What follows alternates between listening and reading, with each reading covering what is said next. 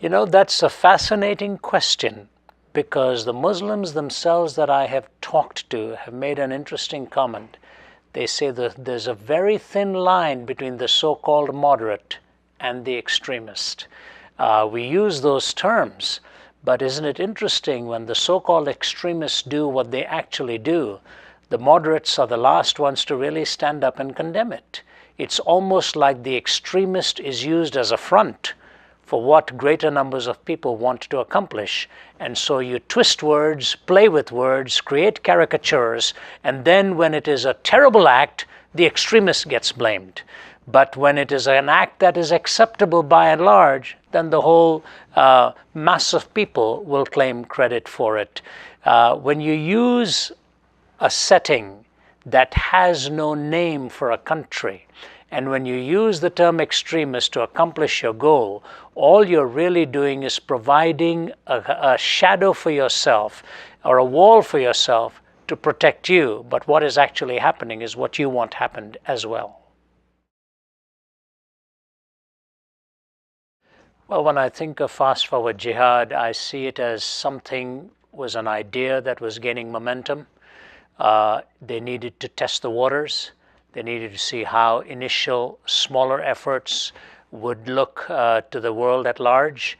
And then when multiplied into greater numbers, it is a gradual building of acceptability of something that is so criminal. And I think that's exactly what has happened over the last 20 years. The human mind is an amazing thing. You know, Adolf Eichmann made the comment, he said, one death is a tragedy, a million is a statistic. And so the fast-forward idea capitalized on that. You take one or two tragedies, build it upon greater tragedies till the larger numbers just become statistics.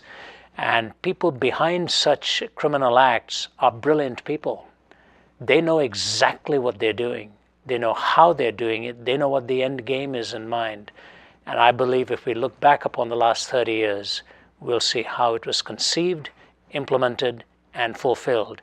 And now we are seeing it in great numbers, and it has just become statistics. The follower of Jesus Christ has been persecuted right from the beginning. In fact, the very name Christian was used in a derogatory sense. It was used as a sarcastic sense for some kind of marginalized group of people. The persecution of even the Old Testament heroes is given to us in the book of Hebrews. Hebrews chapter 11, taking all the way from Abel through to Abraham, and then Jacob and Joseph and Moses and so on, how they were all persecuted for their faith because they were looking for a city whose builder and maker was God.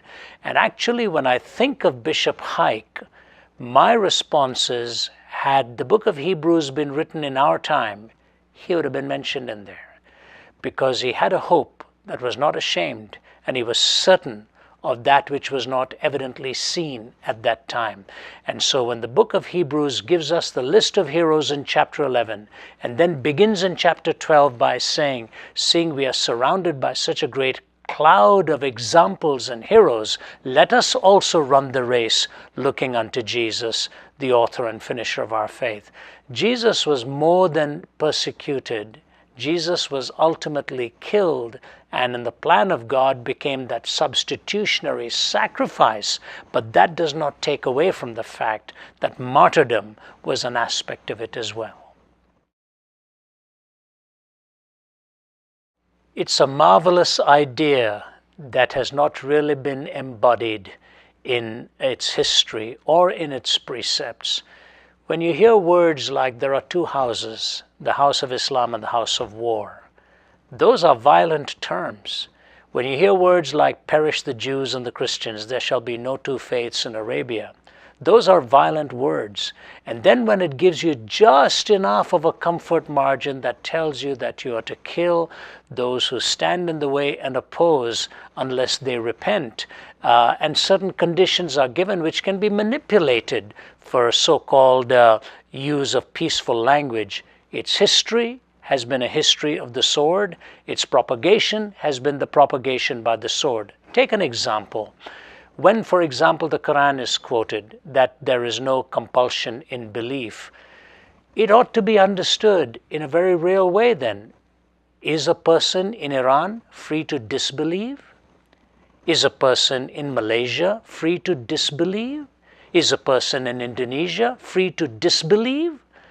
If you're not free to disbelieve in a certain faith, then there is compulsion in that faith. I talked to a professor from the University of Bethlehem, who is the head of the Islamic studies there. I said, what would you do if your daughter wanted to follow some other faith other than the one you are asking her to follow? He just looked me point blank, and in an emotionless expression, he said, I'd kill her. Is that a religion of peace? Is that a good representative of Islam or a bad one? If the moderate really wants to be seen as a moderate, he or she should speak up. When, for example, Mr. Khomeini called for the death of Salman Rushdie, was that a good Muslim speaking or a bad Muslim speaking? We need to understand these terms. Was he speaking on behalf of the Quran or something contrary to the Quran? Why do we not hear the masses telling us what is true out here? To me, the desire to kill and violate and obliterate is not a sign of strength.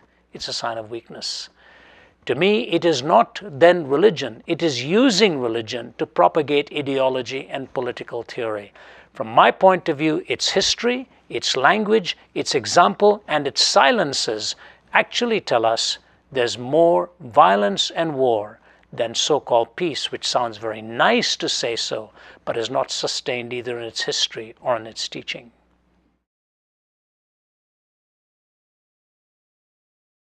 The answer to that is absolutely yes, they should continue. But I think wisdom ought always to dictate the how, the when, and the where.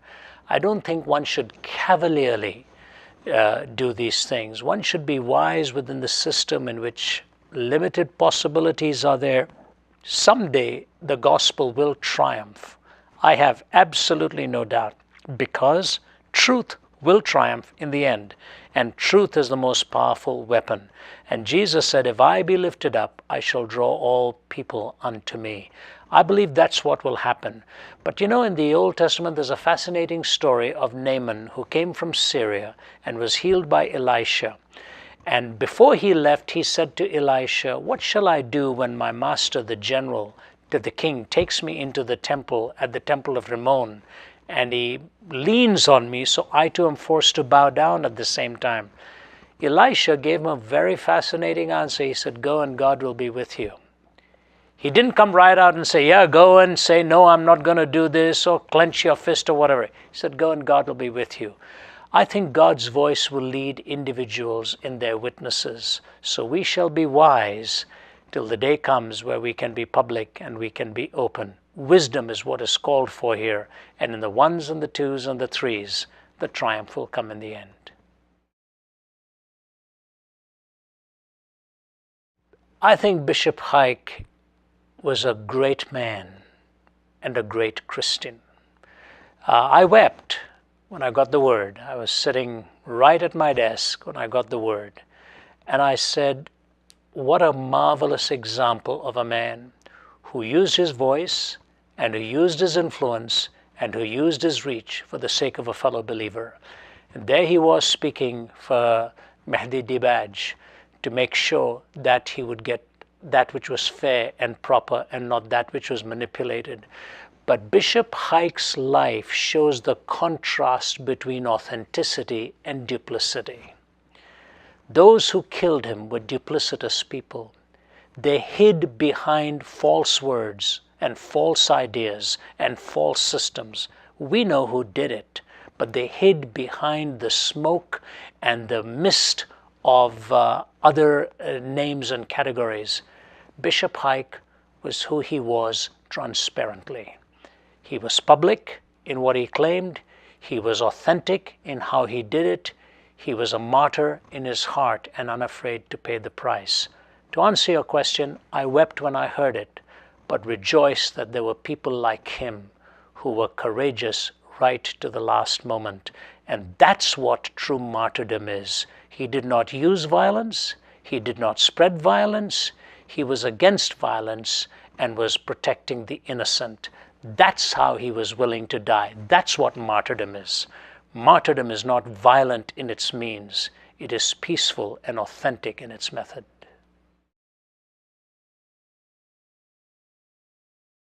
It is hard to live in the comfort zone in which I live and actually give a message to those who live daily with such dangers. They should be giving messages to us. So all I want to say to them is thank you for who you are. Thank you for how you do it. Thank you for your willingness to pay the price.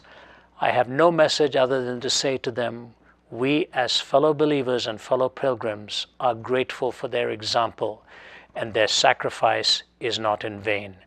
The Bible says no persecution or trial for the moment is joyous, rather it is grievous, but afterwards when it is finished will accomplish the peaceable fruit of righteousness. So to them I say, you have more to teach us than we have to teach you.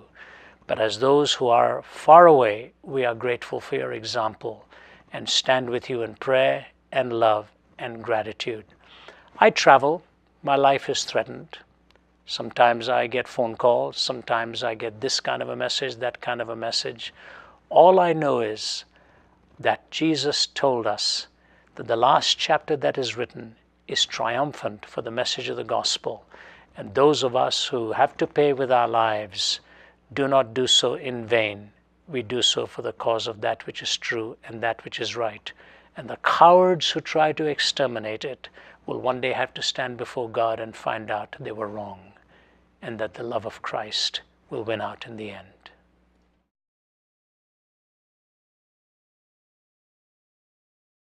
You know, I stand before many hostile audiences. I've covered about 60 countries, thousands of cities, and hundreds of university campuses. There are several kinds of people in front of you whenever you speak, whenever you present the truth. There's the openly hostile, the clenched fist, supposedly strong but inwardly a coward, who has no real belief that God can solve these things, so he or she takes it upon himself or herself by violent means to do it. Then there are the open questioners who supposedly are intellectuals who will sort of come at you and come against you.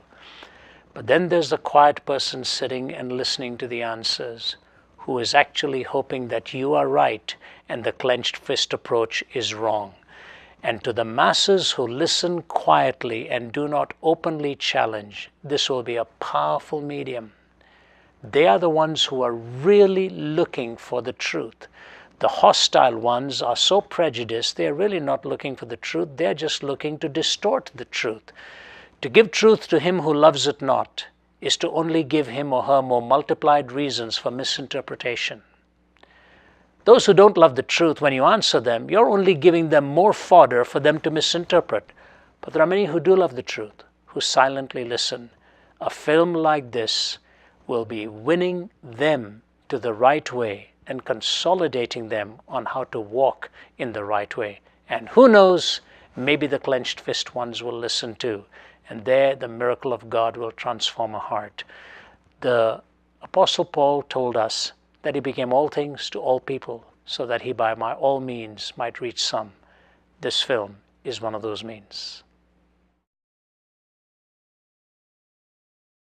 We're living in times of great tension, great unease. Sometimes the person who is shouting and screaming with a clenched fist has a legitimate reason in the heart, because sometimes decisions have been made and politics has gotten into it. That creates the wrong impression. But we have to always remember that our means must be in keeping with our message. If we use ignoble means to propagate a noble message, we are defeating the message. We have to have a method that is in keeping with the message. The message of Christ was a noble message. It was a message of love, a message of grace, a message of forgiveness, a message of hope, a message of endurance, a message of loving your fellow human being as yourself. And so our method has to be in keeping with that. Those who supposedly are propagating a noble message by ignoble means, and you see it all around, are really telling you their message is not noble either. So we can see it for what it is, As tough as the times are, it is also a time where good questions are being raised, and the Christian needs to be prepared. The Apostle Peter says to us to always be prepared to give a reason for the hope that is within us, but to do that with gentleness and respect. You respect the questioner. Behind every question is a questioner. You must understand the questioner and respect the questioner if the answer is going to be in keeping with the message. So my challenge to the Christian, wherever you are, wherever you may be, keep the method in keeping with the message. Those whose method is violent and ignoble are really revealing what their message is all about too. And the contrast will stand out in the day when God shines his light upon truth and against falsehood. So we know that the truth is the most powerful weapon in the world, and in the end will show the error for what it is.